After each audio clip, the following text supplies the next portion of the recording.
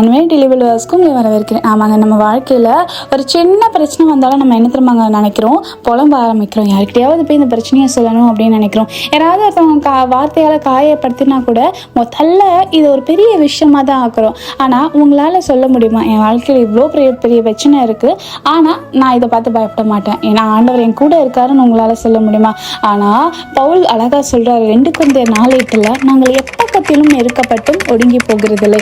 எவ்வளோ பெரிய பிரச்சனை எங்கள் வாழ்க்கையில் வந்தாலும் நாங்கள் ஒடுங்க மாட்டோம். ஏன்னா ஆண்டவர் எங்கள் வாழ்க்கையில் வந்த பாதையை நாங்கள் நினச்சி பார்க்குறோம். இவ்வளோ நாள் இவ்வளோ பிரச்சனைகள் நாங்கள் கடந்து வந்தோம், ஆண்டவர் எங்கள் கூட நின்று இவ்வளோ பிரச்சனையிலையும் எங்களுக்கு உதவி இருந்தார். இந்த பிரச்சனையிலும் அவர் உதவாக இருந்தாங்க. அவங்க அவ்வளோ ஸ்ட்ராங்காக பவுல் இந்த வசனத்தை சொல்கிறாரு. நாமும் நம்ம வாழ்க்கையில் இந்த வசனத்தை வச்சு தான் நம்ம எப்போவுமே இருக்கணும். பிரச்சனையை பார்த்து பயந்து நம்ம புலம்பக்கூடாது. எவ்வளோ என்னை நெருக்கினாலும் என் கூட ஆண்டவர் துணையாக இருக்காருன்னு சொல்லணும். நீங்கள் ஆசிரியப்படுவது உங்களை ஆசிரியப்பாகாமே.